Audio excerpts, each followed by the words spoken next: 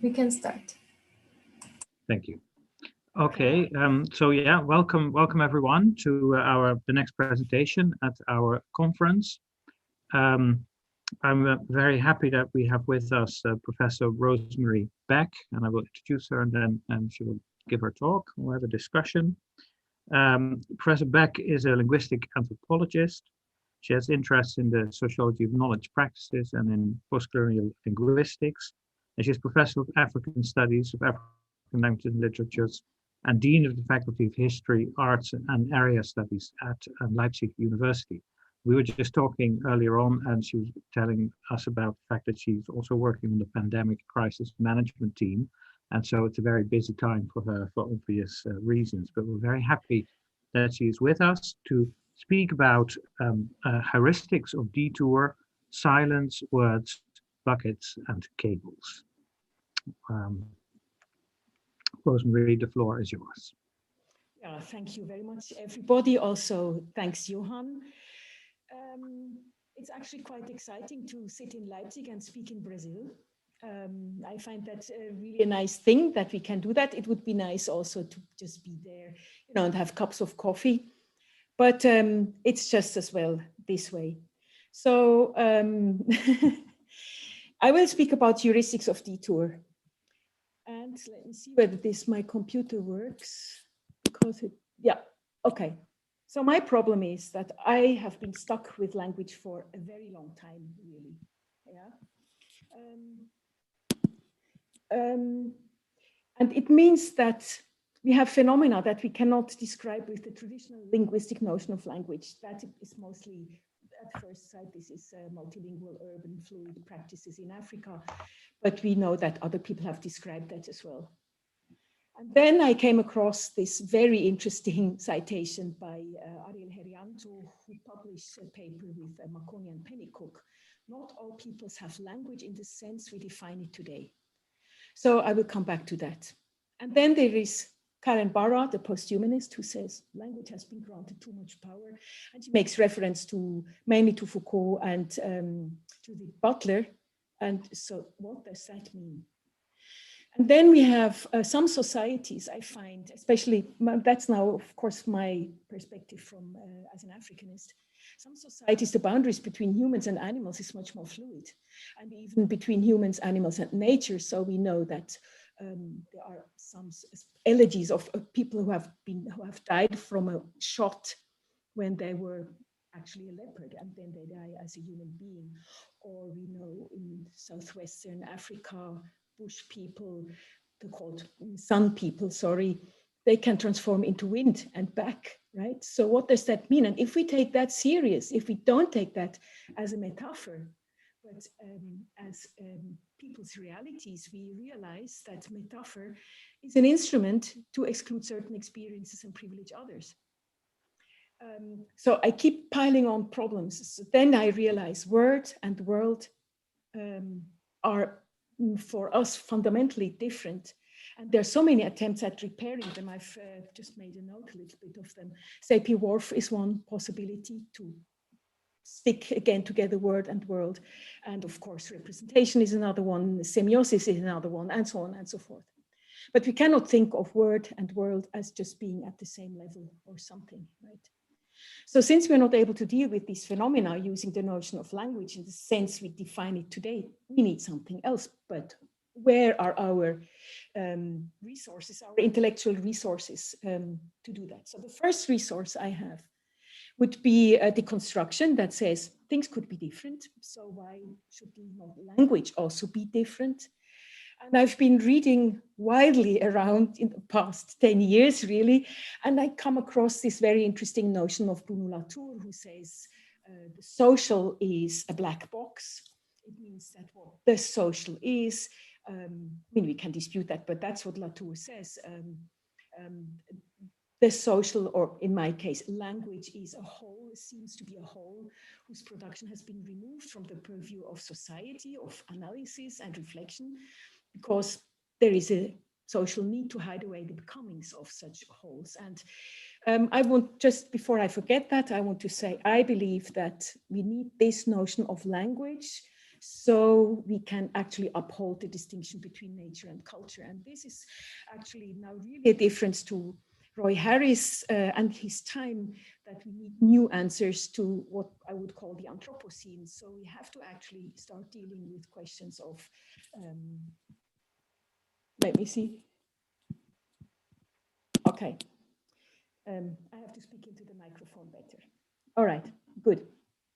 So I don't want to make that too big with the black box, because not all phenomena are in need of unblack boxing.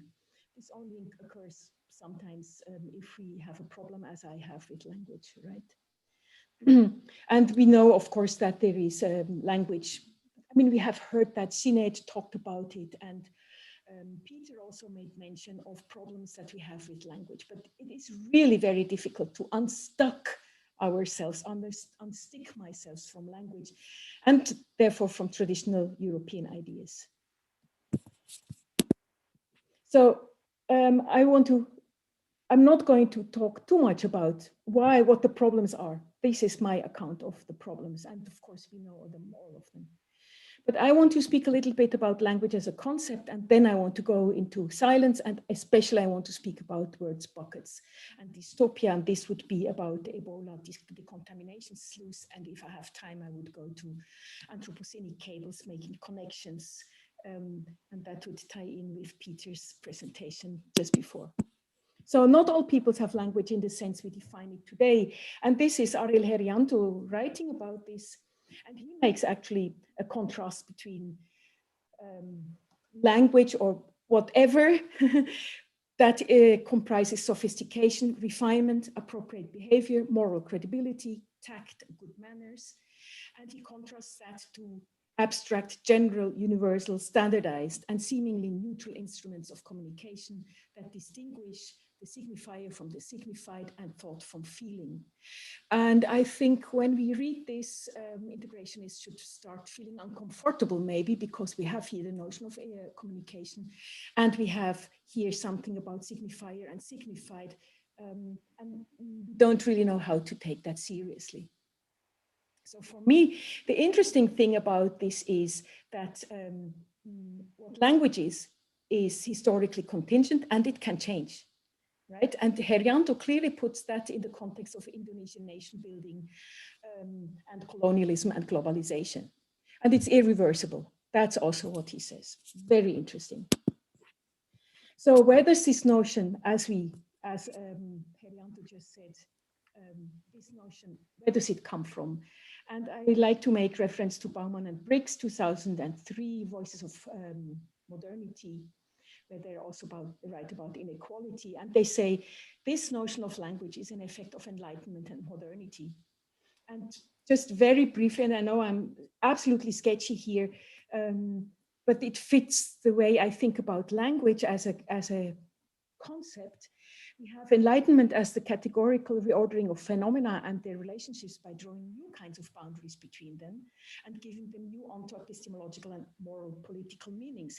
So what you have as language in the old Indonesian Malay sense is cut across, has different boundaries, categorical boundaries, than this new notion of language. And it's not the only case. It's not only the case. I can also see that, for example, with Swahili. So now this new notion of language becomes necessary because technological innovation and the ability to measure nature or to give measurements to natural phenomena leads to a kind of an objectivation of things, and language needs to match this objectivity. So language has to be removed from social discussion and social strife, and that of course makes reference to the England of the 18th century. So what we now need are pure and simple words, and I would also say here we have a kind of an echo of what's his name, Aristotelian language philosophy. But to use pure and simple words now is reserved for those learned men, and we might have to say probably old white men, but we can already see how this way of knowledge production has permitted university and how important this is until today. And we can still see this very strongly in the difference between natural sciences and cultural sciences. But there is an inbuilt inequality there already, right? So it's learned men. And I'm saying on purpose, I'm saying white old men, because women were not included, peasants were not included, and children were not included. And I would say in that model, also African people or people of color were not included. And we can see exactly the struggle we have now is very interesting in these regards that I don't know exactly where this goes. So just to sum this introduction, we have language 1, which is a very broad notion, and we have a language 2, which is enlightened, Western, which is linguistic. And we have to take that seriously, although we might not know at the moment what we want to do with this. So I want to go now into my heuristic of detour, because I was actually really asking myself, so how can I open an analytical path beyond language? And silence, of course, is one of the extremes. Yeah? For anybody setting speech or language center stage, silence is a problem because there is nothing to describe. Yeah? But of course, from an interactional perspective, there is plenty going on. And we could also say communicative perspective, but I prefer interaction, being an old friend of ethnomethodology, of Garfinkel, of Goffman, of course, of praxeology, and so on. So silence can be a problem description. So you can sit next to your partner for 6 hours in the car or in the train, and everything is fine until somebody says, "Why are you so quiet?" Right? Or you can also have silence as a romanticist experience of urban longing, not only belonging but longing. And then I brought a small example to silence as a solution to a social problem, and this is from my research in Namibia. You can see here the chief and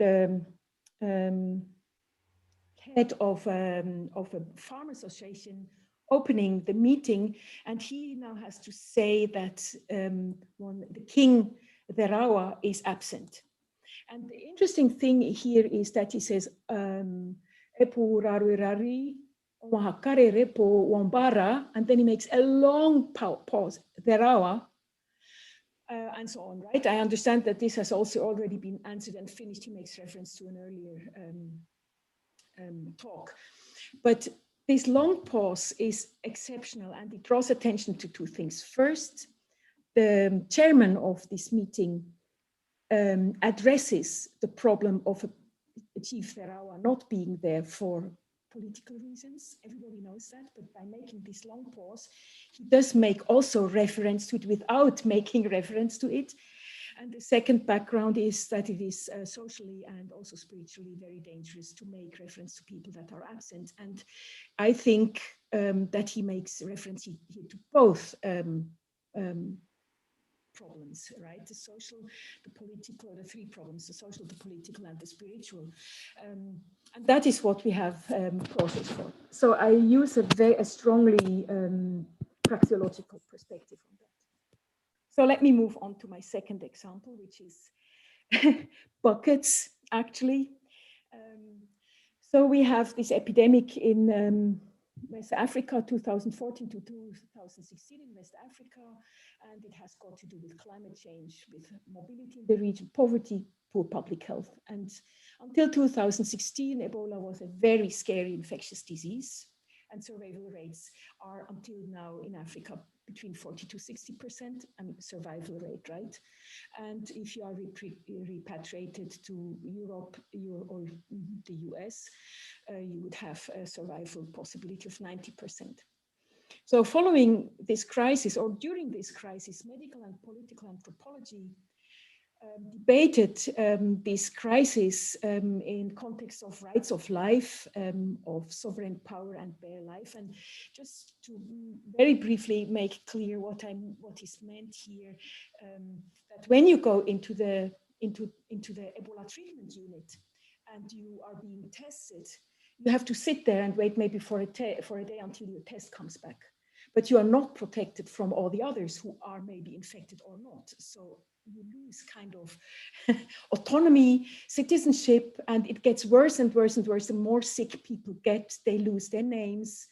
I mean, in practice, doctors being, I mean, one has to imagine doctors were really, no, people were really dying terrible deaths. And it was also, there's Veronica Gomez-Timmons, you writes about that, how doctors stopped giving names to peoples, and when people would start to recover, they would actually be again addressed with their names and so on.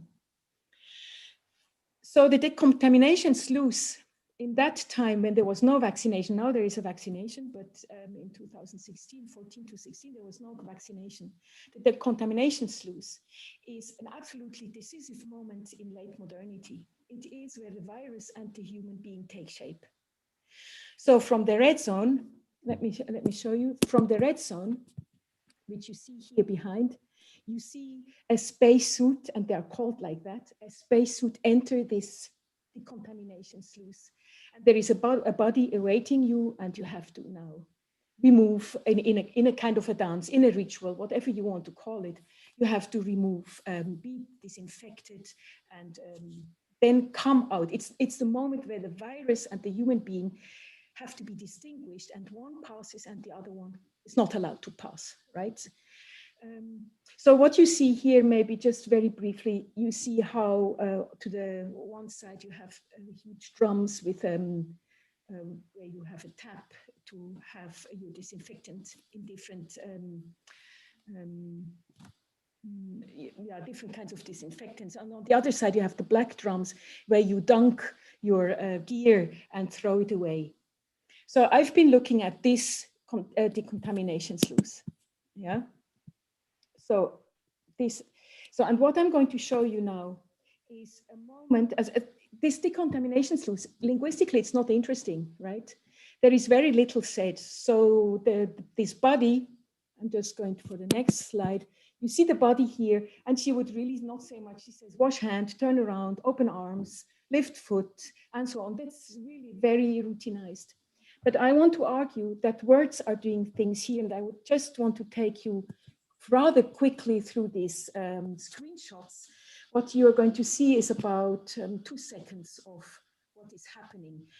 And I want to argue that wash hands has a physical and a visible effect on Tancred, who is being decontaminated here. So I'm just going to run the slides. So you see, she says, wash hands, and he turns, but he turns more. Until now, he turned towards the drum, the blue drum to the left. And now when she says wash hands, he starts turning towards the tap, and there you can see him wash the hands, right? So this is a moment where I would say words are doing things. So why am I saying that? So I said decontamination is an extremely strict procedure, as controlled as by all means possible, including the control of bodily reflexes. So there was a nurse in Spain who was not controlled, did not have a body helping her decontaminate, and she was actually taking off her gloves and her glasses, and her eye was itching, and she, with her contaminated glove, touched her eyes, and then she was actually also sick. So if you look at this loose choice of language is irrelevant. There is a very limited amount of words. And the point I want to make here is the individuality of the speaker or the listener is not relevant. There is no autonomy of the individual. There is no laughter, no crying, no breaking down. Nobody reports about joking, crying, whatever. So this is really maximally controlled. I would say this is the maximal rational being that we have there. It's also a very dystopic imaginary of the human being. So on top of that, signification, meaning making, communication is not, these are not the relevant categories. But the focus on the procedure separating the human being.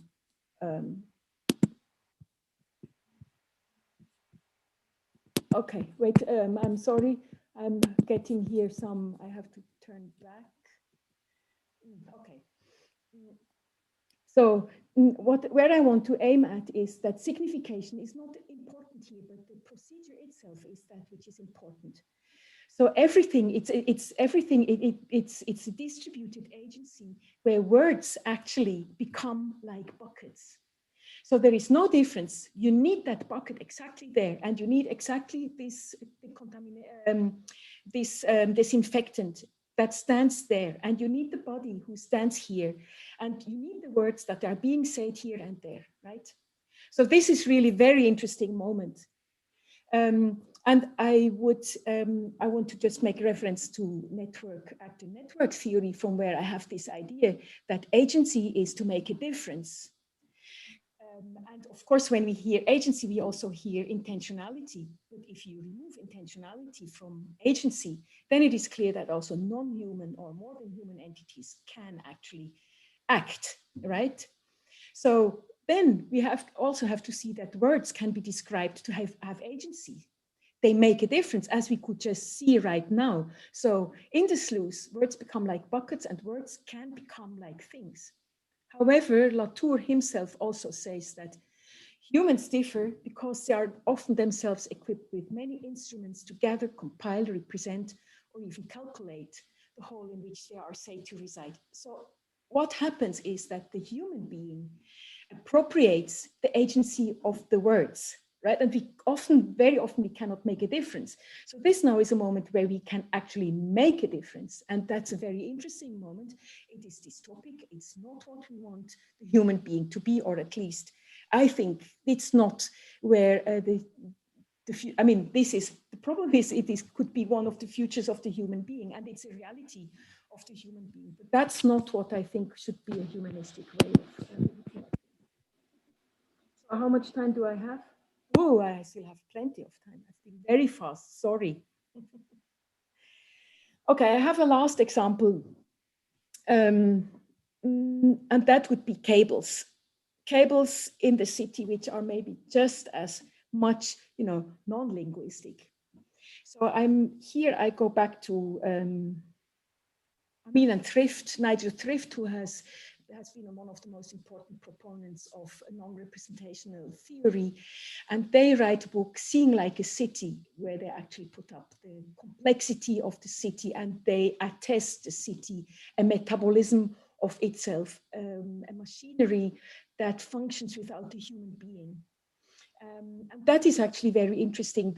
What they then say is, you can see that on the second part of my slide, the goal is to produce a trans-entity pidgin, which provides just enough communication to induce a productive level of discomfort, which can lead on to new trans-entity forms and patterns. Now, I really don't know what the trans-entity pidgin should be, but it's really interesting to just think along those lines, right? And he says then, they say how cities think, not in the same way as human beings, to be sure, but in any case, it's hardly likely that human modes of thought cover all the possibilities of thinking. More likely, these cities manifest a form of non-correlationist thought that is non-reflexive, chiefly non-conscious, non-phenomenological. And really, I find this really counters everything we've been thinking about language, right? And for that, I'm very grateful for this. I wouldn't know how to research that. But what I did, I went to Zanzibar. I had a research project in Zanzibar, just recently finished, about the city of practices in the city. And what I found there were cables. So these are water cables, electricity cables, CCTV, it's satellite dish cables, telephone line cables. It's sometimes just ropes for hanging clothes and so on. So I was thinking, and I was looking at how could I have a colloquy with these cables? How could I solve with cables? That would be this question of posthumanist practice. And I'm still in the course of writing up and thinking about this kind of thing, but it remains a bit experimental at the moment. But what I have started thinking about is, including Deleuze and Guattari's ideas about the rhizome, right? So we have this focus on relation making or connection making, as Peter said before, where it's actually not that I could understand the wall or the cables, but I can make relations with them.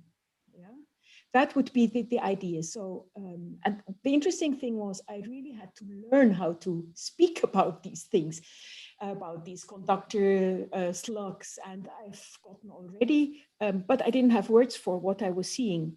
And I had neither in German nor in Swahili nor in English.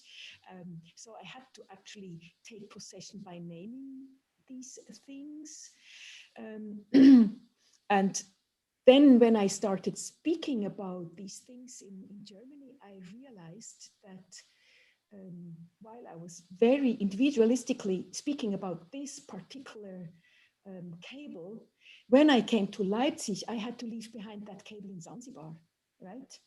And this process of representation, it means that I can actually have a name. I attach a word to this individual cable, and then I detach it, and I can take the word along with me to Leipzig and speak about it, right? So there is a particular dynamics of attaching, detaching, and then reattaching these words. And again, I find myself in this word and world dichotomy.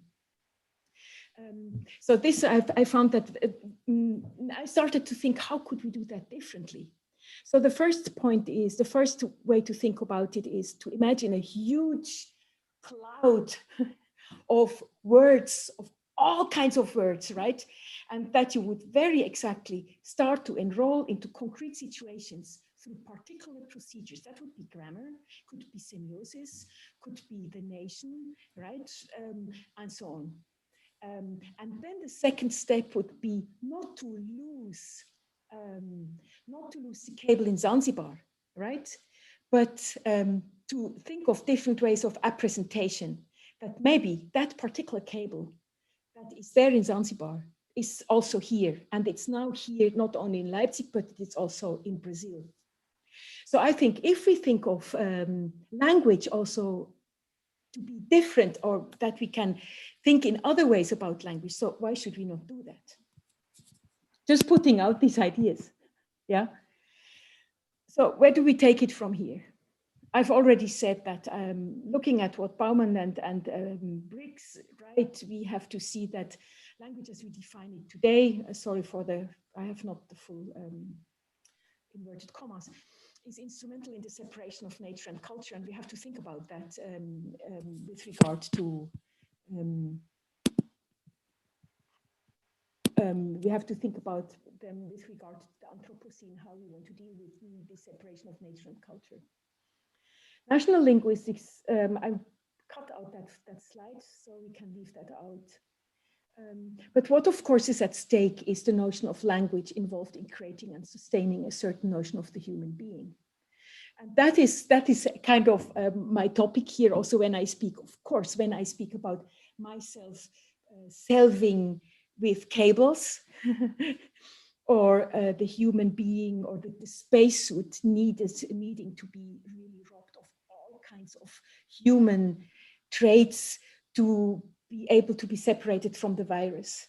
Yeah, I would just like to say one word of caution. I'm using here posthumanism, actor network theory, and so on. But for me, this is mainly an intellectual resource through which I can look at the world and see things that I've not seen before, right? So for me, Southern theory, it's like a move with Southern theory.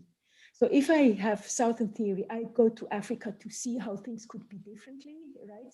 And that is how I use posthumanism and non-representational theory and so on. But Southern theory, for me, is actually out of the question, because the likes of me, that means Northern theory, Northern science has has proliferated descriptions of truthful descriptions of that which does not exist, and has thus exerted colonial and post-colonial power. So I think I'm a bit delegitimized to Southern theory, right? So where would we go from here? So there is a first option towards a sociology of linguistics, a critique of enlightenment, post-colonial linguistics. That's a part of it is here. I would also want to look for alternative notions of language and their historicity, as Ariel Herianto has pointed out. And we can see that of Sheikh Alamin Mazrui in Mombasa in the 1940s, or there are new ethnographies emerging. I've just seen the title of Jeanne Ferguson, Words Like Birds. So I've not read the book, but it would be just interesting to see that. And of course, the third point is theoretical pluralization, words doing things, non-representational account of language. What do we then see when we do that? And I'm not sure about integrationism. I thought I have to write that here as my last word of the presentation. I'm not sure. I think integrationism could claim to also be in this. I think Roy Harris did that, but I think it's not enough yet. Mm-hmm. So that's it. Thank you very much. Thank you, Rose. Thank you very much for this very thought-provoking presentation and overview of your work. Let's have a conversation and discussion about it. Christina has typed something. She says, "Great discussion, Rose. Thanks. Silence plays an important role in several language practices. One example is the Guaranis, an indigenous group in Brazil, and their language practices. How have you framed this analysis?" And then she adds, "Thank God the colonial missionaries couldn't make sense of any of that." Yeah, I don't know the Guaranis practices, but I get it was very simple. I was looking at silence as a practice, as interactional practice, right? As ethnomethodological. So that would mean rule-oriented, practical, not random, systematic in certain senses. So that is how I did that. And it was quite simple. Yeah, but it was already quite, I mean, really insightful. Yeah. Okay, thank you very much. And then she comments further on the cables, saying that they are very familiar also in Brazil, including the idea of gatos, stolen electricity with newly added cables. I suppose the cabling of the city creates an opportunity for all sorts of individualized random actions, right? Was that also something that you saw in Zanzibar? Yeah, well, it's interesting that in Zanzibar Stone Town, stealing of electricity is quite difficult because the electricity is, the wires are from colonial times and they're very thick and hard. But what is being stolen is water, right? So they have everywhere, they have the water pipes because the underground water canalization does not work. It has not been working for a long time. And the government is not able to provide. So this is really a very stiff business going on there. And that is that the city is full of stolen water. Yeah. These cables, they of course also, they are connectors, right? They connect things, just like the words that you were talking about. Yeah. Exactly, they also connect things. Yeah, I'm a bit wary of using that as a metaphor because I'm actually on trying not to use metaphors, which is very difficult, right? So if we stop using things metaphorically, it is difficult to speak about things. So I would say there is a parallelism, but not a metaphorical relationship. And that, of course, points to this question, where do we go from here? Are there other ways of making relations as representation? Or I think family could also be a way of thinking, of making relations, or trains, of course, and so many things, right? So, yeah. When you say, if I can just build on that, then we go to Sangeeta, who has made another comment. But so you said at one point also, so the cable comes with me to Leipzig and is now also here in this in a kind of literal sense, right? Yeah, exactly. And that's what I'm trying. yeah, I know. And you were and I linked that to your comment that you started with, that you want to understand in a literal way that in a particular culture a human being can become the wind, or can become sand or a plant. but not literal in the sense in which, from the Western representational view of language, you would have a distinction between literal and metaphorical, but in some other sense. Mm-hmm. Yeah. I find it very hard to, how can we, from our Western perspective, say that people become wind? It can only be metaphorical, right? But we have to accept that this is a reality for many people. Yeah. And for example, witchcraft, what we call witchcraft, right? I have been working on HIV/AIDS communication some years ago, and there it would say AIDS is real. AIDS is not witchcraft. So you can see that reality and witchcraft is played out against each other. And I think this is just not the way to, we don't get anywhere if we do that, because for people, witchcraft is real. Yeah. But where does that take us? How far can we actually follow into that? Because people and can that is people can be wrong about things, right? Yeah. Yeah. No. Yeah, we'll get back to that. I have a lot of questions about it. Sangeeta says silence plays a very important role in everyday communication in and across physical and digital spaces. I mean, that's a comment, but maybe you would like to comment a little bit more on this role of silence, which of course is very central to your argument. Yeah, I mean, the point I was trying to make is that silence does not mean that we're not making meaning or making sense of things.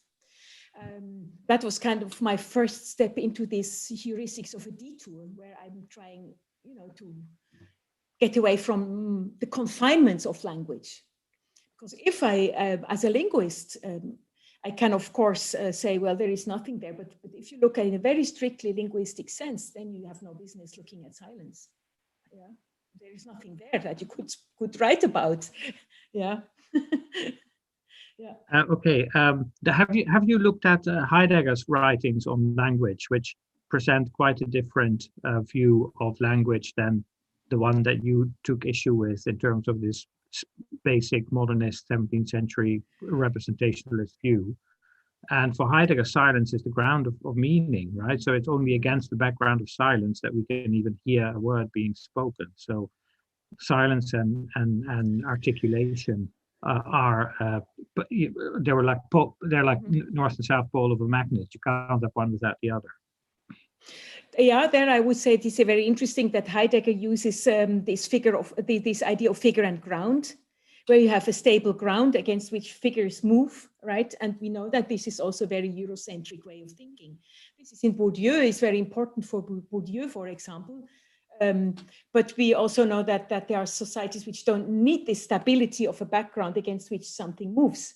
And I find that again, I don't know much about Heidegger really. So I think I'll have to look that up. The problem with these things is you have to always look up something. That's right. Yeah, no, but thanks. That's a very helpful comment. Then Christina asks, Rose, are you familiar with Eduardo Viveiros de Castro's concept of perspectivism? He has also worked with Latour and the concept of action network theory. No, I don't know. No. Okay. And Sangeeta, I'll have to look it up. Yeah, thanks. Thanks for the reference. No, it's interesting. Yeah. Another thing to look up, yeah. Well, linked to that, maybe we could say the way you seem to invoke action network theory is to say it's almost as a way of helping us to understand how a person can become wind, by saying that you take the intentionality out of meaning, at least if I understood you correctly. Out of action. Out of action, exactly, out of agency, right? Out of agency, exactly. If agency is making a difference in a system or in whatever, then you don't need intentionality to have agency. But that's so critical question. That is just a definitional matter, it's terminological matter. Are you not losing in that account a very fundamental aspect of the experience of human agency? Namely, that you are exercising your free will to start a new causal chain of events, the way Kant, for example, defines free action, Handlung. Yeah, okay. I would say that for me, the interesting thing is what happens if we take intentionality out of out of agency. Then we can see plenty of things that were hidden before, right? Of course, we lose questions of intentionality in the first place, but we then also see that the intentionality or causality, or let's say causality, is very often a retrospective analysis of intentional acts, right? So you look, so you reconstruct and you think this is causal, but it's just a reconstruction. And that then you start to see these kind of things, and that I find interesting. Yeah, I don't know whether I would not say I would condone this kind of imaginary of the human being. I just find interesting this one comment by Bruno Latour, that Bruno Latour says the human being is able to appropriate agency of other elements, phenomena, right? And actually we can even do that with our brain. So for example, if I have a hammer in my hand ends not here with my palm, but it ends at the tip of the hammer, right? Mm-hmm. So even my brain is able to integrate the hammer into my body, yeah? And this is a particular capability that a human being has. And I find that very interesting because we are getting away from questions of intentionality. We are getting away from language as an innate capability that really differs a human being from animals and so on. But we're getting into other kinds of thinking about these things. And I have the hope to follow Deleuze and Guattari's idea to say universalisms are there, but we have not yet been able to have enough, to understand the world beyond the Western biases. Or that's the way I would put it. So the more we can actually deconstruct our own ways of looking and thinking about the world, and this is not only a Southern theory, but that's also, for example, if you look at posthumanism and all these things, right? Then we can, that's my hope, that one day we are further into this kind of abstraction and generalization that Deleuze and Guattari are writing about. So do you see the rhizomatic or the rhizome as a kind of potential candidate for a more universal account of organization or meaning making, or how do you want to put that? No, I think the rhizome is not. I think ways of enrolling items from the rhizome into concrete assemblages, and the way this is done, right? That would be for me a candidate how to look at it. So we could see that representation is universal as one possibility to make this connection between word and the world. I think all societies do that, yeah, but the interpretation is maybe different of what there happens. And then we can also maybe see societies or contexts or situations where this does not happen. Because I would say that representation is, or this distinction between signifier and signified, as Ariel Herianto says, is not universal.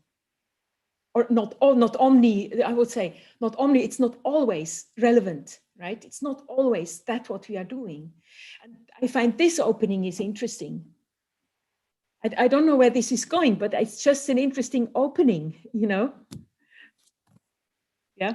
Yeah, it opens very wide perspectives. So, and on the one hand, you started by saying the distinction between word and world seems to sort of hold up. It's there. And on the other hand, you were sort of trying to get away from it, or to say there are many different ways in which you might be about it. Mm-hmm. So in your thinking as it is now, would you say there is something peculiar about language in the sense that whatever form it might take, it might not be representational, there might be different ways of thinking about it, but words are something special, or would it ultimately become part of a generalized ontology, maybe in the way in which Latour in effect tries to do that? I'm not yet sure about that. I wish for the moment to make words as bucket-like as possible, right? And to find more out about what makes words like buckets. before I then can go on and see what makes words different from buckets. Yeah, Yeah. That is kind of the move I'm trying to make. Yeah. Yeah. I can just give some ideas here. Yeah, I'm not very far into that. It's very complicated, really. Yes, of course. Yeah. There's kind of parallel. When you're showing the slides of the Ebola sequence, and the way language is used there, I had to think strongly of the example that Wittgenstein gives in the beginning of the philosophical investigations, where he has this basic language that consists of picking up things and moving them to a certain place and then doing it again, and that seemed to me to be kind of it was almost the same thing, I think. I also, Deleuze and Guattari have similar ways of writing about that, but I really think that this minimalist use of language is not, it's just one instance, kind of, from whose analysis we can actually draw a lot of other ideas. But I mean, already now we know that artists using language, they use language in a very different way, right? So this is a absolutely functional, technological way of speaking. And for me, it ties back to this Enlightenment model of almost, I mean, Locke and Hume were thinking of inventing an artificial language. Absolutely, totally in line with natural sciences, with totally unambiguous correlations between signifier and signified. And of course, we know this is just one possibility to use language. The only thing is that it's what we learn in linguistics, right? That is the main thing we learn in linguistics, and we have really difficulties to get out from that. And that was my problem, of course. I think in formal semantics, there may still be the idea of some sort of desire to build a characteristica universalis, a kind of language which could state everything unambiguously, but and of course there are these typological and descriptive directions where you are looking for language universals and so on. Yeah, precisely. Sangeeta has a question. She said, I think you said something like, I didn't have words for what I was seeing. I didn't have words for what I was seeing. Mm-hmm. Maybe I got it wrong. I wonder if this is antithetical to your overarching point. I mean, it is true. Maybe you have to, I don't know what you mean, why it is antithetical. I just made this experience when I was in Zanzibar and looking at those cables. I just didn't know what this was. I could just say, look at this, and I could point more or less, right? But what is it? Yeah. It's a conductor, it's a transformer, it's a log, and so on. Yeah. Yeah, I was just saying, Sangeeta, could you very briefly indicate why you think this might be antithetical to the overarching point? Yeah. Because I'm not saying that we I mean, I would say that we take possession of the world by naming it, of course. That is part of that is also part of Enlightenment's linguistic discoveries, that we are able, that we as human beings are able to give names to the world, and that is a hegemonial, or it's an act of power, right? Clearly, mm-hmm. And it's a moment of becoming self. But yeah, maybe Sangeeta can later can write something. Yeah, that would be good. And what we are doing now, is that not also trying to name things and get a controlled perspective on them, to understanding? So if we're trying to say, I want to make sense of somebody who thinks that a person can become wind, then yeah. What is happening in that process? Are we trying to find, because the Enlightenment mentality could easily say, like the Catholic Church, we understand everything, or we can understand everything. Whereas here, there would seem to be it's almost a bit like Wittgenstein has this sort of the duck rabbit figure, well, you can see it as a duck or you can see it as a rabbit, but you can't see both at the same time. And moving from one to the other, what would be involved in that? Or how do we make sure that we don't remain in this kind of dominant perspective, even though we think we're out of it? Okay, but and let's go back to Sankita, because there is a clarification here. So the point is, do we have to have words for everything, or for our feelings, emotions, etc.? Is this itself not part of the language myth? Yeah, well, of course, we don't need to have words for everything, but I would say,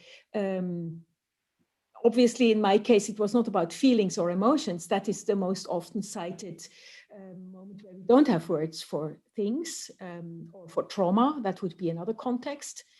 But you can see with the example of trauma, there is the goal to have as many words as possible, because that is the moment when we can socialize this experience and to make this part which is as social, which is the traumatic part, which is really beyond the social. Violence is as social, and the experience of it, of course, puts you outside the social. And the more you are able to speak about it, the more you come back to the social, right? So, so my example, that's actually on purpose, or purpose? No, it's not on purpose. That would be constructing a causality ex post. But it was actually an interesting moment to say, can I self with cables? What does that mean? We are used to self with people. And we are used to but of course we also self with things. I have my book, I have my mobile, right? I do self with these things. So so what does that mean? I don't know exactly what it means, but it was a very interesting moment how to you come into a different mode of perception, of course. And then the moment you give these things names, you distantiate yourself again from that. So this movement is very interesting, and it shows. What I really don't know is whether this is my Western trained, my cultural bias I have, right? But I would like to, and this maybe answers a little bit to Johan's question before. I would like to put that out here and have it discussed, and somebody can say, well, but that is you guys, you European guys, you have this kind of crazy ideas. It's nice to have, yeah. And then I would say, yes, let's get into that discussion, because I believe that is the way how in the multiplicity of ideas and perspectives that we get somewhere, and we don't need to understand everything, but it's the process of, that is what is interesting. And that is where I also want to come into conversation with people of not my own background. Yeah. That was then my decolonial and post-colonial offer, really.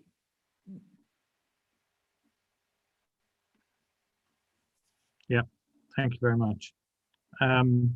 Maybe we should move very quickly, and maybe there'll be some more questions later on. Sangeeta has a comment. Having words for things stands as part of how migrants are tasked to study majority languages in European settings. That's of course very true. Yeah, absolutely. Yeah. Absolutely. And that in itself is a form of political, is a kind of political action, is a politically. Absolutely. Yeah. No, that's I have. Yeah. Okay, maybe we should very quickly, we have a few minutes left. Maybe we should very quickly turn to the question of integrationism, because you touched upon that right at the end. So I don't really know, but could you say a bit more about how you think that integrationist theory might help you in what you're trying to articulate? Or where the questions lie in terms of what might be interesting points to take up in a further discussion? I think I would like to read more of Harris about the way he treats the language machine, for example. I think there lie some points that I find interesting. Absolutely.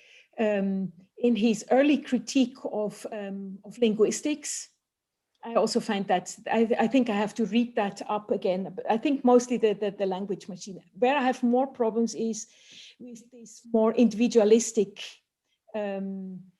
perspective.